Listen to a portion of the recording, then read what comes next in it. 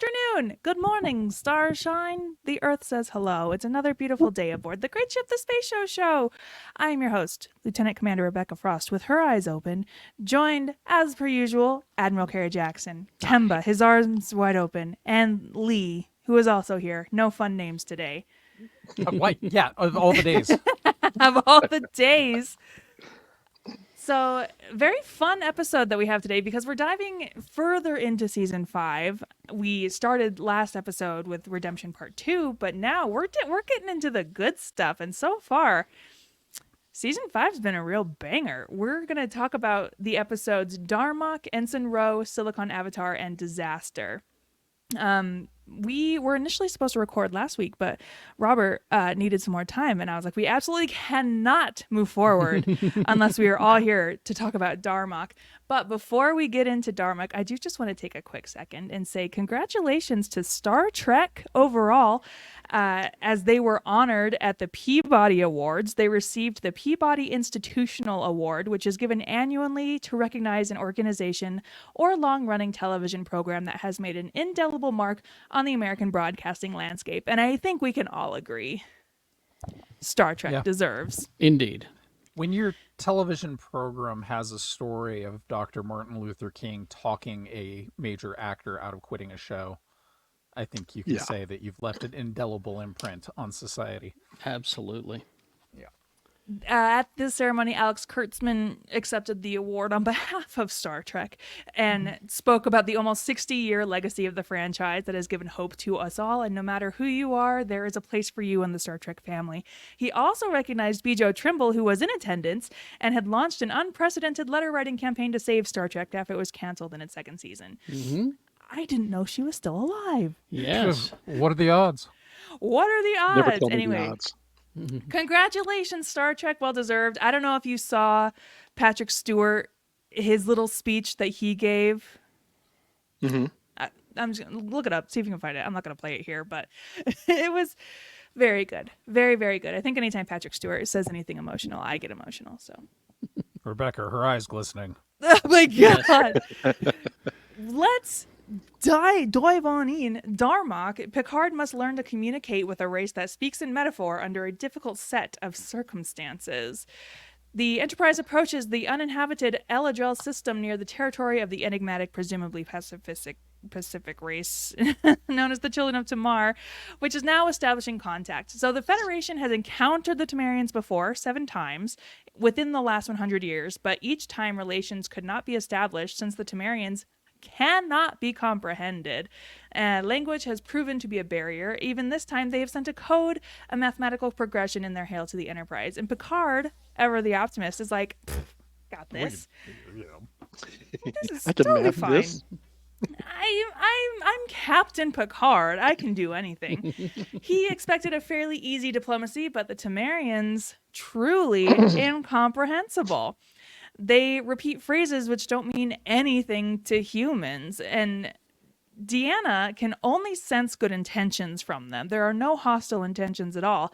They just speak in riddles, perhaps. And me, of course, lover of escape rooms, lover of riddles. Sign me up. I'll try to translate their language. I would love to try to translate their language. But in the middle of all of their misunderstandings, they transport Picard and their own captain, Dathon, down to the nearest planet's surface. The planet is made impenetrable behind a particle shield extended by the Tamarian ship, hence it is not possible to beam Picard back. The object seems to be to pit them for a duel, in which Picard, totally unwilling to engage, ever the pacifist. Dathon throws a dagger at Picard, he throws it back, but soon it is night and the temperature drops and Picard cannot build a fire. That I don't understand. Yeah, that we've seen him in the desert, like Lawrence of Arabia. You know, I mean, The man's an anthropologist and he can't build a fire? But he can make mediocre wine. that's true. Different skill set. different skill set. But Dathon helps Picard build a fire. Is that That's the Captain Dathon action figure, which every kid wanted. Boy, I'll tell you. Dathon enclosed in plastic? Yep. His arms wide. His arms akimbo. Yes.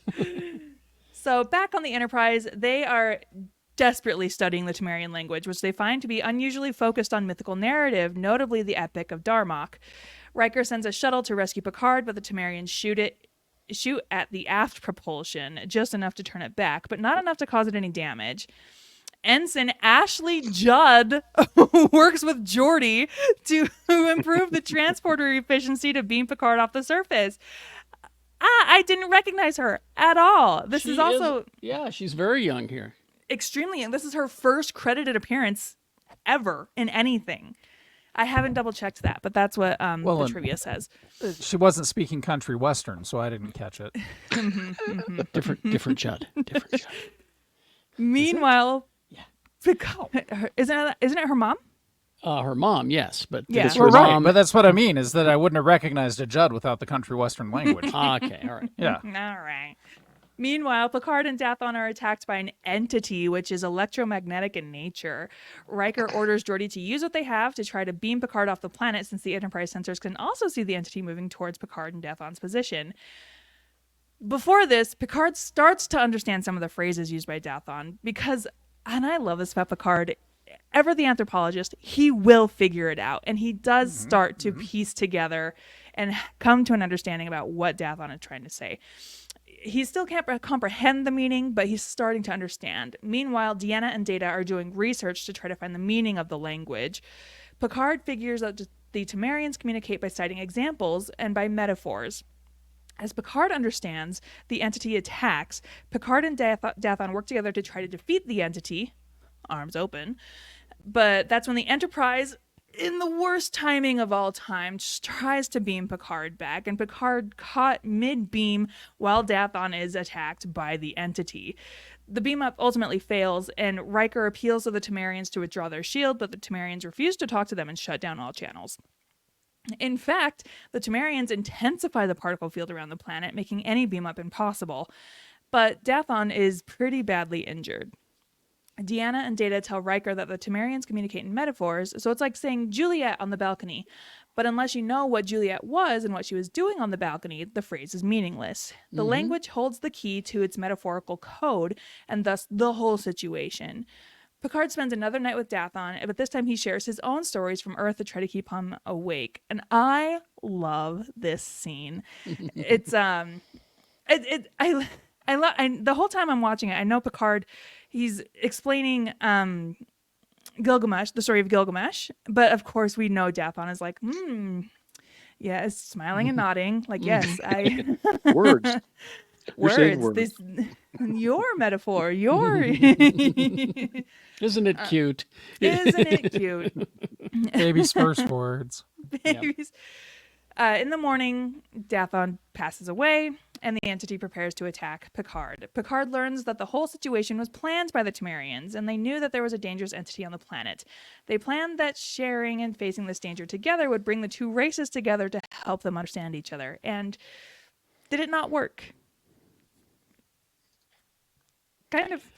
I love that it wasn't, necessarily successful in the end.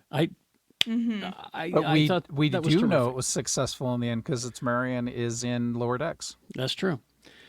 Which is so funny because I was explaining this concept of this episode to my husband, and he was like, "Oh, like that guy in lower decks," and I'm like, "I'm baffled that you are remembering this stuff." So they're able to attack. The Enterprise is able to attack the particle generator on the Temerian ship and creates a gap to beam Picard over just before the entity attacks. The Temerians attack the Enterprise and are about to destroy it when Picard steps in, speaking in their metaphors, like, "Hey, no, it's all good." Darmok and Jalad. Oh no, my microphone stand has come apart. You got too excited there. I know. It's come apart. Her tech failed. No, it's more Shaka when the walls fell is what that was. Yeah. Rebecca when the boom dropped. Rebecca when the boom failed. Good golly. Uh-oh. Well, now she's just throwing it away. Now it is what it is. Now it's spoken word, Rebecca. Honestly, this is preferable. Now I know what to do with my hands. Rebecca, her hands occupied. Anyway, so the first officer on the Temerian ship understands the new metaphors created that day, Picard and Dathon at Eladrel. Beautiful, lovely, absolutely loved this episode. What a concept! What a fascinating concept, and I love that it's not necessarily resolved. Yeah. Some- And We any also other talked show about- any other show the good guys would have won at the end. They're joining the Federation. But, you know. Yeah, but Yeah. we also get Paul Winfield. Can we talk about his performance as Captain He Daphne? was fantastic. Star Trek veteran Paul Winfield. Veteran, that's right. Captain Terrell. Yes. What else? What else was he? Yes. He was the captain of the Reliant. in Wrath of Star Khan. Trek He was the Wrath of captain Khan. who was a In Star Trek too. He got the sluggy in his ear. Oh, and he, yeah, yeah, and then yeah, he, yeah, and then yeah. he phasered himself. Yeah. Right. Yeah. Anyway, Yeah. go ahead. I was gonna say I pulled up a whole list of Temerian phrases, which I'm sure a lot of these come after this episode. But I want Rapunki when he joined the Seven, greeting, expressing honor at joining a new group. I would love to know more about this culture and this society and where all of these phrases come from. Well, that's in the And I original like- series, Star Trek: The Temerians, or Children of the Temerians. With Paul Giamatti. Oh my god! I know we're gonna talk about that on the main show, especially because this episode doesn't come out for like another couple of weeks. Yeah. Paul Giamatti in Star Trek, you guys, So the as MVP the of villain, this, bureaucratic villain. the MVP of this whole episode though is Bronson Canyon, which is Yeah. which is a little area that I played in a lot when I was a kid. It's just like this little 2-block area of Griffith Park that, for some reason, it used to be a rock quarry. Every science fiction show, Western, horror movie, anything. It's just, I mean, literally, it's like right in the middle of LA, right? So, but it's also the home of the original Batcave from 1966. What? So the scene of them taking off out of that little tunnel, they had to film it at this precise angle because the tunnel itself is actually pretty short and you can see daylight from the other side of it if you don't shoot it at an angle. So they always kind of shot it out at this one angle so it looked like they were, driving forever out of that canyon. But this and the there's a reservoir and a couple other things that are in LA Canyon that like every single show from the Andy Griffith Show to Star Trek have shot in extensively. So, and this is like maybe a mile away from the area in Griffith Park where Data goes and interrupts Captain Picard while he's riding his horse. So it's just like, you want to film outdoors, go to Griffith Park and then see the famous observatory. It is lovely It is and a great view. fantastic. And it, Go on, Carrie. go ahead. I was just gonna move on to trivia for this episode. I want to hear trivia for this episode. Then I have a little bit too. Well, Tanagra Observatories, an internet-based network of telescopes sharing information on stellar phenomena, took its name from this episode. The Tanagra Project links observatories located in Arizona, Perth, Australia, and Oslo, Norway. This episode has also been used by linguistics teachers to aid in students' understanding of how languages work and evolve. Fascinating. Would love to take this class.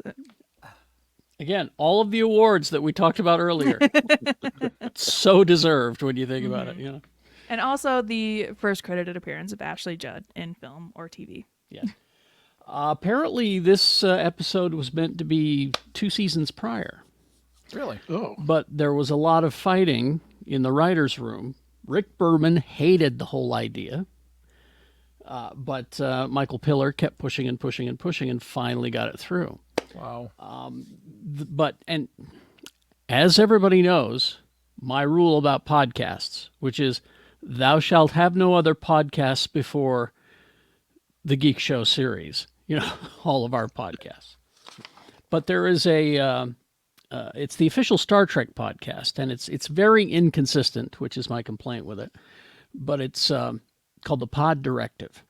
Oh, And- with Tawny Newsome and Paul F. Tompkins? Exactly. Now, Season 1, Episode 2 is where I'm going to direct you, because they have a religious expert, Reza Aslan, on the show. And he specifically brings up this episode, because one of the questions they ask is, what's your favorite episode? Reza goes on about this episode in particular, because he is a religion expert. He makes the argument that religions speak in shorthand. So if I say Walls of Babylon, you know what I'm talking about. He explains this much better than I do. So as the episode goes on, he makes a further argument that Star Trek could be considered a religion. It's a fascinating discussion. Kirk when he fought the Gorn. So Yeah. by that measurement, could any fandom be considered a religion? Yes, it could. Oh, I don't like that.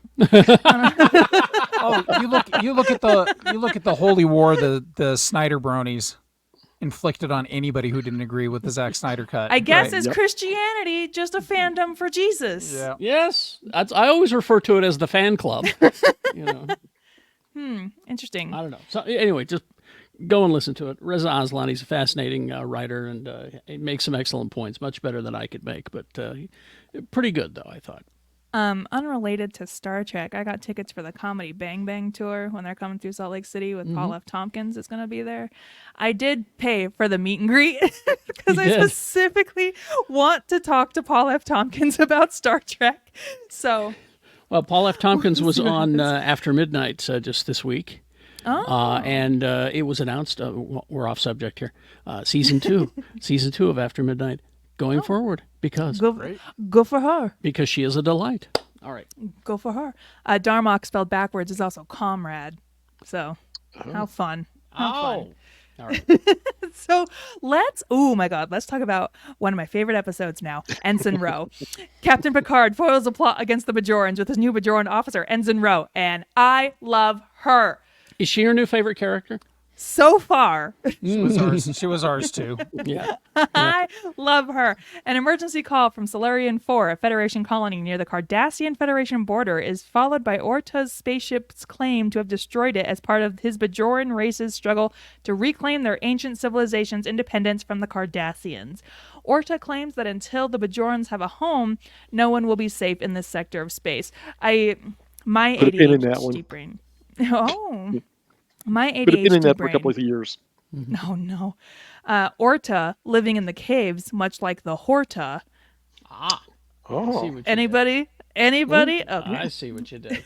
The Enterprise takes the survivors from the Solarian 4 to the nearest starbase. Admiral Kennelly also has reached there. Who has a space cold? Anyway, Cardassians annexed the Bajoran homeworld 40 years ago, but in this period, the Bajorans never attacked a Federation target. Kennelly says that Orta represents a splinter group who is reverting to militant tactics to gain attention. Admiral Kennelly decides that the Enterprise's mission to settle that dispute peacefully requires a Bajoran officer and therefore assigns, without consulting Picard, female Ensign Ro Laren, whom he had to release from jail first, to the whole crew's dismay. Ro Laren served on the USS Wellington and caused the death of 8 crew members on an away mission to Garen 2. And she beams in, knee bent. And before we even see her, I notice her knee is bent. And I'm like, we got a hot one coming in, everybody. Oh, yeah. We got a spicy one coming aboard the Enterprise. So Kennelly wants Picard to offer Orta amnesty and a promise to help negotiate with the Cardassians, while fully knowing that the Federation will never honor any such promise. The Bajorans have been made several promises in the past, and it is very unlikely that they will accept this one. Who could blame them? Ro makes it clear that she doesn't like serving on the Enterprise any more than Riker and the rest of the crew not wanting to serve with her, but this was the only choice given to her to escape prison. And Carrie has is holding up a picture of an Ensign Ro action figure. Which we tried weird science experiments trying to make it come alive. But never worked. I just used my California with a K action figure and it worked just fine. Boo. Riker is so mean to her, you guys. He is so mean to her. everybody is. Well, except for one person. Yeah. But like, he's Nope. so mean to her. Everybody does not want her on the ship except Guinan. Guinan likes her. I mean, I don't know. Here's the deal. When Ro is in 10 Forward, Deanna and Beverly both start to approach her. They approach with really good intention, say, hey, do you mind if we sit with you? And she goes, yes. And I go, oh. So Based on the recommendation of Ro, the Enterprise visits the Bajoran refugee camp at Valo 2. Ro arranges a meeting with Keeve Phalor. So many of these Star Wars names. Keeve is angry that the Federation has not helped Bajorans when the Cardassians took over their homes and planets and they only now offer their help when the Bajorans have attacked the Federation outposts. Keeve is not interested in politics. He needs survival. Picard offers negotiations with the Cardassians if Bajorans stop the terrorist attacks.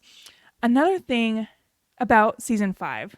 The costumes are getting so good. First notice it in Darmok when Captain Picard has his new jacket. Oh, We gotta talk about his jacket. His new soft boy outfit. Oh, Ooh. yes. I love that jacket. I need one of those. We all do. But then also, while they're on this planet, Ro gives her jacket to a young Bajoran, and she's got this Federation tank top on. Gah. Love these outfits.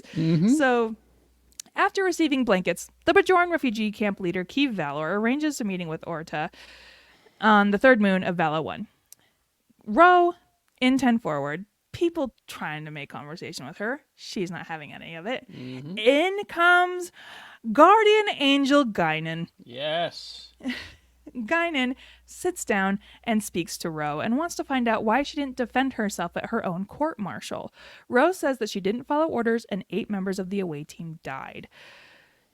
So, Picard finds former refugee Ro Lauren came with the secret Bajoran agenda herself. On the Valo moon surface, Orta corners Picard's landing party. Orta reveals to Picard that the Bajorans never attacked any Federation outpost. Back on the Enterprise, Ro confides to Picard, encouraged by Guinan. Ooh, and then this scene, Picard and Ro and Guinan are all in his office or whatever. And he's like, I don't want to hear any of it. And Guinan says, she's a friend. And to which Picard goes, oh, okay. All right. Okay. I'm just I'll the hear captain. her out. That's all. Who has more power on the ship, the bartender or the captain? Well, the bartender, of course. Now we know. Yes, on my ship anyway. But this is also more because it's only referenced that Guinan has only called like one other person a friend before, and it's implied that it's Picard. And again, I'm once again begging for a Guinan backstory. I gotta know what happened, and I'm aware that I get it coming up A little. Yeah. a little bit. All right. Sorta. Not as much as that will satisfy you. I will say that. We'll get there's a more. book They're that's not. iconic? There's a book that's non-canonical. Yeah. The way I feel about canon is whatever you want it to be. So. Yeah. Okay. So Ro tells Picard that Kennelly had asked her to meet Orta privately and offer him weapons and ships in exchange for making peace with the Federation. Ro agreed to this as she really wanted Bajorans to have a way to defend themselves against the Cardassians. But when Orta told her that he never attacked Solarian 4, she never made Kennelly's offer to Orta as nothing made sense to her anymore. She's a rebel with a heart of gold, you guys. Picard tells Ro not to update Kennelly and instead tells Kennelly himself the Orta has agreed to lay down arms and join the refugee colony on Valo 3. Kennelly doesn't know that Ro never made his offer to Orta. A lot of comedy of errors, one might say. Then 2 Cardassian ships appear, and their commander Gul Dolak demands the Enterprise deliver to them the ship of the Bajorans, which the Enterprise is resettling as terrorists. Picard deals with the dark plot. Picard calls Kennelly and informs him that the Cardassians knew the course, the heading, the plan of the Enterprise, and Picard accuses Kennelly of working with the Cardassians to expose Orta so that the Cardassians can move in and kill him. Kennelly orders Picard to withdraw, and he appears to do so. The Cardassian ships move in and destroy the Bajoran starship. But Picard tells Kennelly that Bajoran spaceships don't have warp capability. They can't reach another star system, let alone attack it. So this attack on Solarian 4 was staged by the Cardassians in a hope to find someone as gullible as Kennelly who would solve the Bajoran problem for them.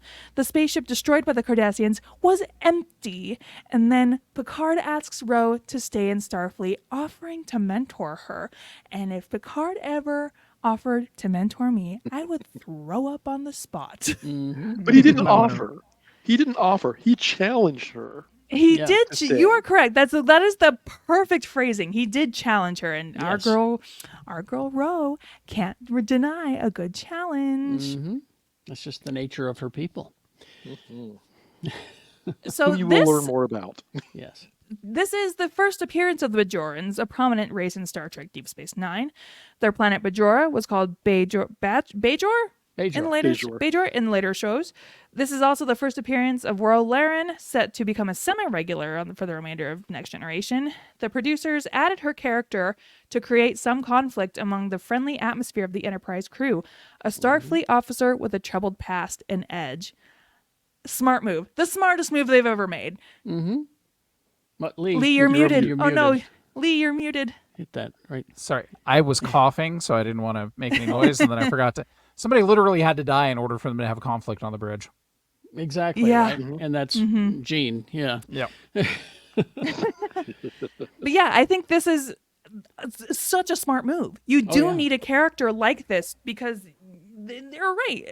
Things were getting a little too friendly on the Enterprise. And while I do love a friendly crew and I love my friends aboard the USS Enterprise, let's spice things up a little bit. Let's get a rebel with a heart of gold in there. One of the best character arcs ever, and like the only sad part of it is that this character almost went on to be part of another show, and because that didn't happen, we ended up with another amazing character. I think we can reveal that. That's not really a spoiler. Yeah. Because apparently there were massive talks to get Michelle Forbes to come and star in a Star Trek show. Well, let's take Ensign Ro and let's put her on this thing called Deep Space Nine. Let's do that. Something happened. I don't know the lore of what happened, whether they didn't offer her enough money or she was said making no. movies. She was making movies. Okay. Yeah. And she was like, no, I'm not interested. So they said, all right, we'll get another gruff, Bajoran freedom fighter. We'll call her Kira Nerys. And we'll cast a Nana visitor who is similar to Michelle Forbes in a lot of ways. So that's kind of the evolution of the way that went. But what's great about this episode is it does set up kind of a template, not a complete, but kind of a template for what is to come on Deep Space Nine. We get the Bajoran, somewhat of the Bajoran backstory with the Cardassians, all of that. The ring, the Pa ring, which is more on different sides, male and female, and you'll learn more about that coming up. Also, we learn about their names. Her name is Ro Lauren, but Ro is her family name. Her name is Lawrence, like Kira Nerys. Nerys is her first name, and Kira is the family name. And so you will address, as she says, you will address me as Ensign Ro. It's very Chinese influence. Yes, exactly. We also have seen Michelle Forbes before. She appeared in Half a Life as the daughter of the guy that Luoxana Troy was so in love with. David, but they loved her so much. They loved her so much that they were like, hey, why don't you come back? And she was like, okay. And here we are with one of the best characters of all time so far. I don't know.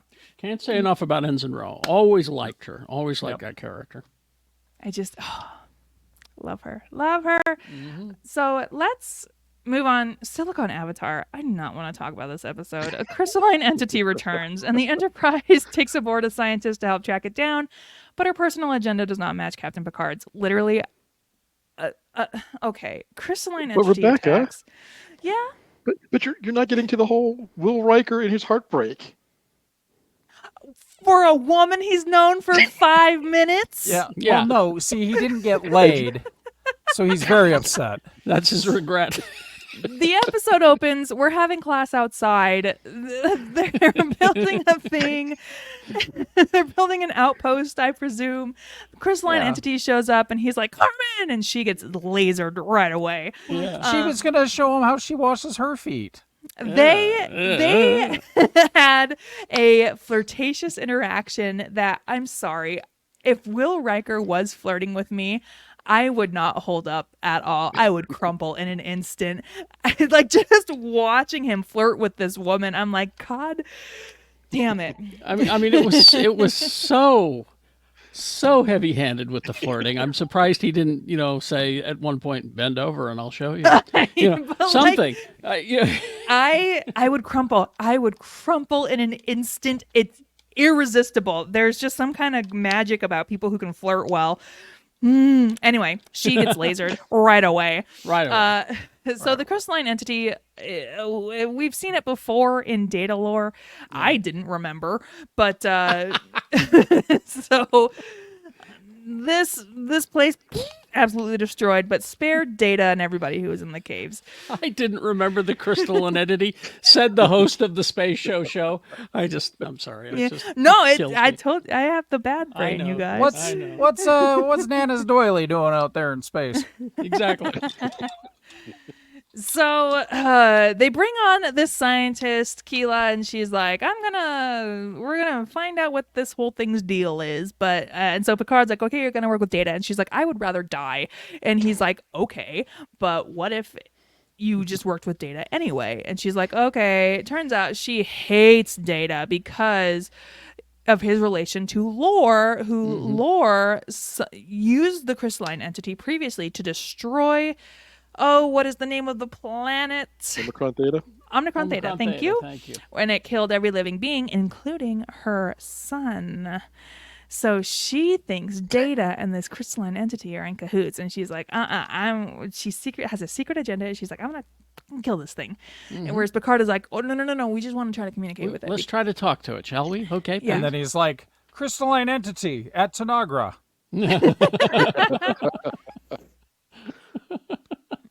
Picard, sad. Riker, his pants down. Riker, his pants down is the name of this episode. Yeah. Yeah. So Keela basically accuses Data of colluding with the entity, and Data's like, why? And she's like, you killed my son. And he's like, oh, I didn't do that. But then she's like, hey, do you have access to any of his like journals? Essentially, Data can recreate her son's voice and journal entries, and she's like, oh, I love this, my son's back. And she goes crazy eventually. It's like, that's my son, Data, you know? And she like snaps and loses it essentially. So they find the entity, they track the entity. Thank you, Jordy. Everyone say thank you, Jordy. And they use graviton pulses to establish a method of communication with it, but then Keela uses a continuous stream of graviton beams with increasing amplitude to attack it. And Picard's like, stop it. And she's like, I can't hear you. And just destroys it. Like, ignoring Picard.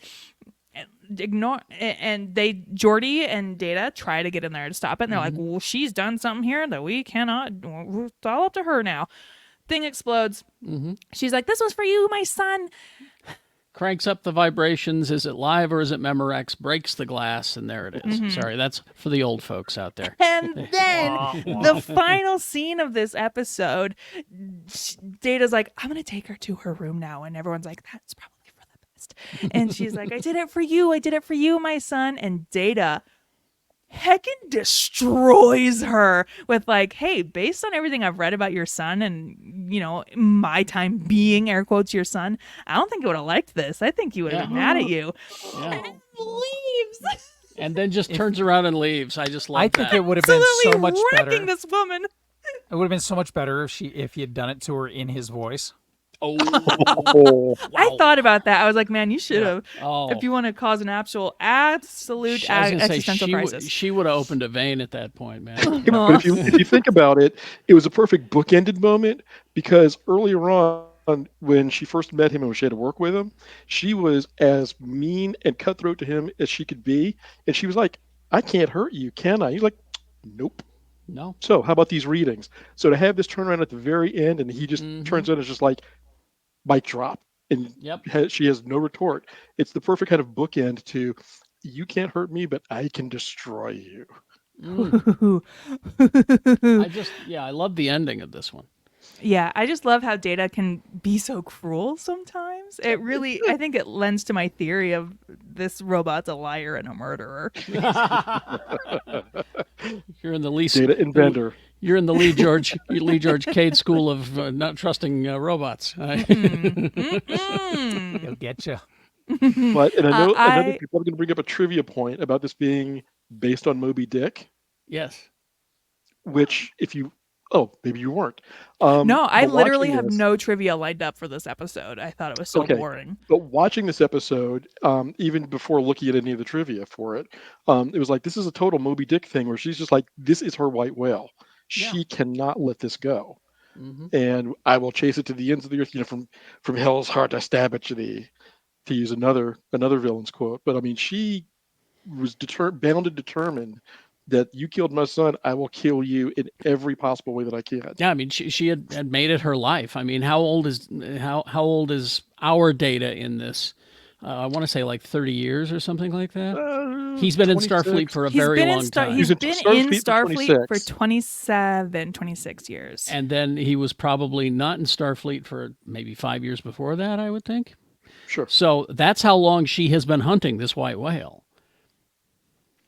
Made it her whole life's journey. Also, But like, yeah, I like that. She basically ditches the kid with the neighbors, takes off to go do her career, and then she's all like, "But you killed my boy that I left with the neighbors." But they were nice I people, was off to Mom. do They treated me science. nice. you can't be mad. I was off to do science. That's off sciencing. Yeah, I literally don't have trivia lined up for this episode. Nah, 'cause it's okay. it's a lukewarm episode. it's okay. It's fine. It's one of my favorites because it's literally an ancient entity from beyond the stars cock blocks Riker, and that just makes me happy. It The was look funny- on his it was funny when face. that happened. I Because just I'm know we. watching it with my wife, and she's just kind of like, he's just totally all over. I'm like, yeah, it's Riker. And Yeah. I used your That's down to just clown Riker. reference. Yeah. I used I your just down to know clown we- reference. She's like, I could just see us, getting married and having babies on this terraformed planet. I just know Yeah. it. I just No, I mean, there's Meanwhile, a reason, Deanna. there's a Exactly. reason why in Picard you find out that he only made it to captain because of Me Too. Well, I mean, his Starfleet You record either- is him literally dating the entirety of the Enterprise D and E. you either become captain right now, or we're gonna Me Too you so hard. Yeah. You'll Yeah. never work in this industry again. You'll never make Admiral Will, not with that coxmanship. All right. Well, moving on to the last episode we're going to talk about today. Disaster. Collision with a quantum filament leaves Troy in charge of a damaged and endangered Enterprise with emergency bulkheads cutting off sections of the ship.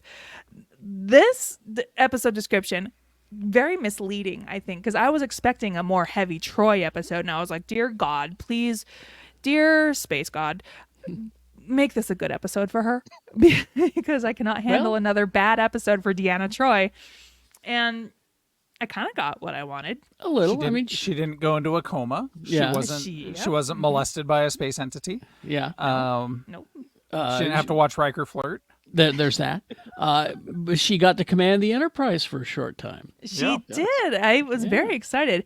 So this episode, the way this episode opens, I was kind of hoping for, is this just a regular day aboard the Enterprise and we can see its regular day-to-day goings-ons? We see the O'Briens in 10 Forward talking about their baby. The O'Briens are having a baby, you guys. Their marriage is moving so fast.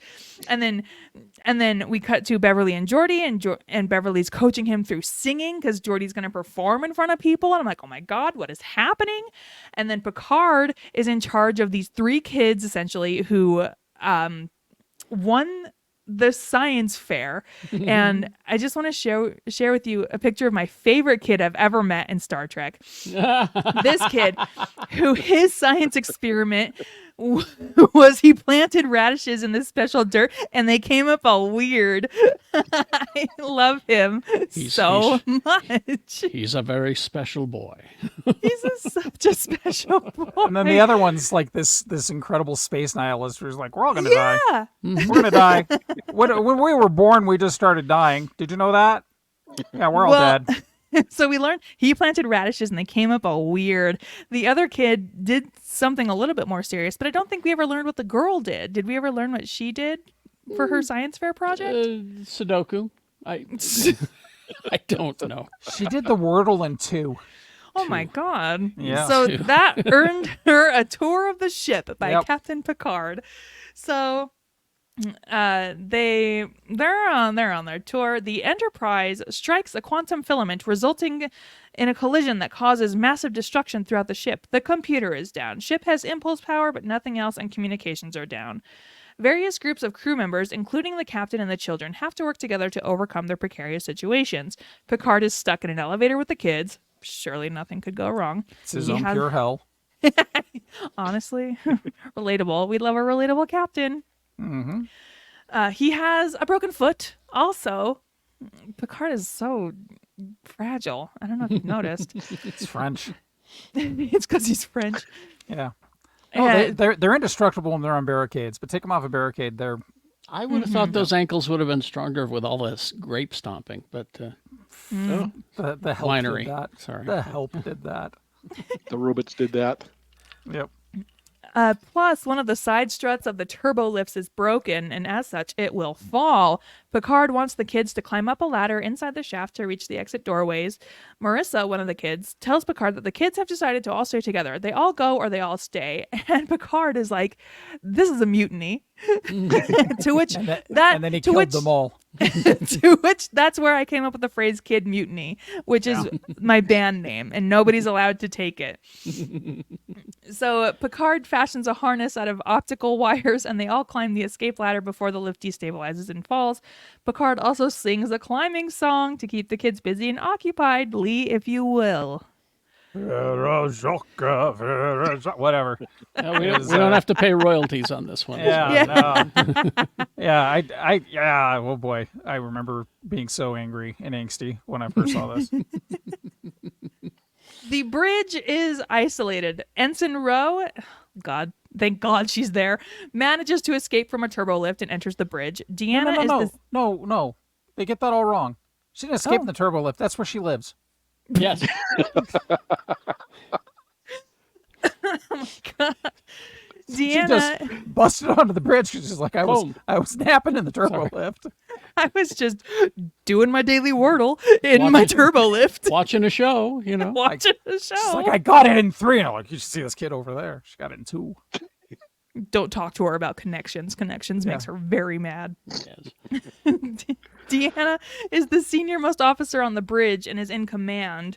Beverly and Geordi are stuck in the cargo bay. They notice a plasma fire started inside the bulkheads, which is emitting a high degree of radiation. First of all, by the way, Beverly is like, this wall is hot.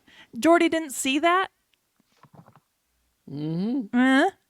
Somebody? Anybody? He might have had the Leah Brahms setting on, so he was only seeing one kind of hot. Oh my God. So. They are carrying palladium in the cargo, which explodes when exposed to radiation. So they have 4 hours. Geordi comes up with a plan to open the bay door to space, which will suck the oxygen out and kill the fire and yank out the palladium containers into deep space. But they will need a place to hang on, when the bay doors open and close. They manage to pull it off and repressurize the bay before falling unconscious. Meanwhile, Data and Riker are in the bar. They try to find a way through the engineering vents, but they face a coolant leak behind them and an electrical field ahead of them, and they are trapped. Data suggests using his body to disrupt the current, but suggests that Riker remove his head so that Data can later help Riker gain control of the ship in case the computer's not working.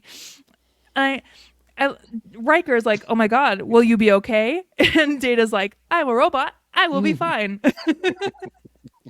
But you, my fleshy meatbag friend, will not. So take my head and let's go. My fleshy meat bag of mostly water. Yeah. Ro finds that's not water. No, that's Riker we're talking about here. Yeah. All right. It's a completely different liquid that he's full of. That's exactly. Yes. That's why his eyes are brown. So Ro finds that the quantum filament changed the polarity of the ship, and as such, the antimatter containment field around the warp engines are impacted. They are at 40%, and at 15%, the field collapses. At below 15%, the antimatter comes in contact with the matter, and the ship explodes. Ro recommends separating the saucer section using impulse power to move it away before it explodes. Deanna decides to divert power to the engineering section so that they can work on the problem. Ro doubts anyone is alive in the section, and hence this is a waste of time. Deanna tells Ro that they will not leave unless she says so. Love to see Deanna stepping up, asserting herself.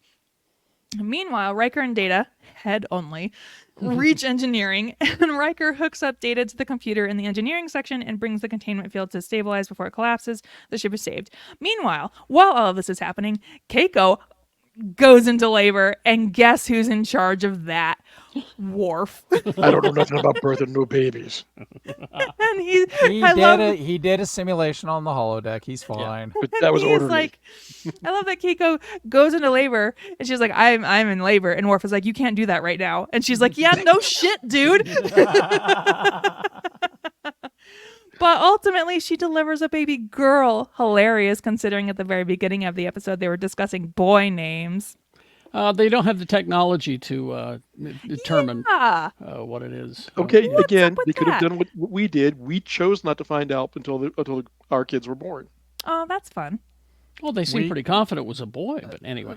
I mean, we found out. Brian, of course. We found out before both of ours were born, and then found out a decade and a half later that we were wrong on both counts. That is true. Thank Yeah. you. Well played, sir. Thank you. So, I am humbled. Thank you. Yeah, happy Pride Month, everybody. exactly. So everybody, say hello and welcome to Molly O'Brien. We love her very much. Does More she go on to do anything important? Yes. Yeah, a few things. Oh, yes. Okay. Yes. Okay. Yes. Okay. Love this. She will return. She naps, cries. She's just like me. She inexplicably goes on a lot of trips to Bajor with her mother. Oh. Yeah. No, yeah, it's to come. It's to come. Yeah. You'll get there. Well, anyway.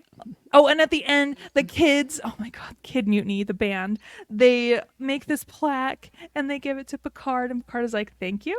And it's very sweet. Now, Heartwarming. no, But the funny thing, not just giving the plaque, and it's not just sweet. And he's just like, well, this is very nice. And the bridge crew's like, what? Who the hell is that? What? What happened to you know this that guy? guy? what have you done with our captain? No, I think the title of this episode is perfect because this followed just about every 1970s disaster movie that ever happened.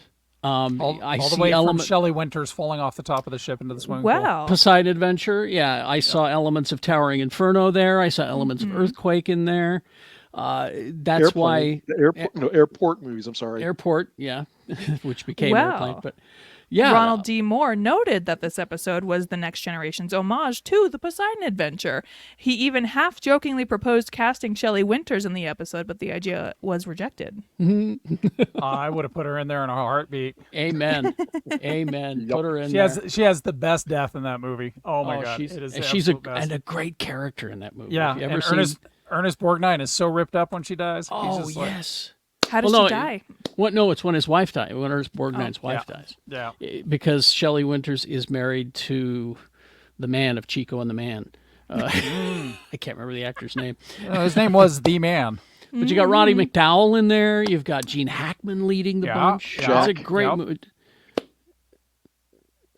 Are you trying to recall his name? Clubman? Yes, Jack. No, I'm you're trying to right. recall it. Chico and the man's name. Jack. I'm going to use the Yeah. internet. I Yeah, lost use it. the internet. Yeah. Yeah. But if you haven't seen the original Poseidon Adventure, it's a wonderful So disaster good. film. Yes. I'm only aware of what happens in it because my husband was in a performance of it in college Jack Albertson. because he went to Albertson college thing. on a theater scholarship, and so one of the shows that he did was Poseidon Adventure, and that's the only reason I know any of the plot. It's such a great little movie. Anyway. This was also the last episode that aired before Gene Roddenberry's death on the 24th of October in 1991. So Yes. Unifications Part 1 and Part 2 begin with the simple credit Gene Roddenberry, 1921 to 1991. Good riddance, Gene. Thank you. Thank you, Gene. Everybody say thank you, Gene. Thank you, When James. you really look at it, like he was still pretty young when he died, but he looked like he was pushing 80 for the last 30 years of it. Yeah. There's You a lot know? of miles there. A lot of A miles. lot of miles. Adultery Hoy, will hoy. do that to you. Adultery miles, yes. Hey, there's a reason why he related to Riker so well. while the Mzadi stayed home and voiced the computer. Exactly. No, it's nice. It's a nice name I've called you. So, what do we think so far? Season 5 off to a fantastic start. I mean, you got Darmok, you got Ensign Ro. I mean, 2 killers right there, back to back. Yep. Just some great stuff, I think. And 2 killers coming up. Wow. Well, the next episode of the Space Show, we will be talking about these episodes: The Game, Unification, Part 1 and Part 2, A Matter of Time, and New Ground. Unifications, Part 1s and 2s. Good. Am I excited? Am I supposed to be excited about these? Also lays some ground for the future as well. Let's just say it changes the entire future of Star Trek. Oh my God. Yeah. Whoa.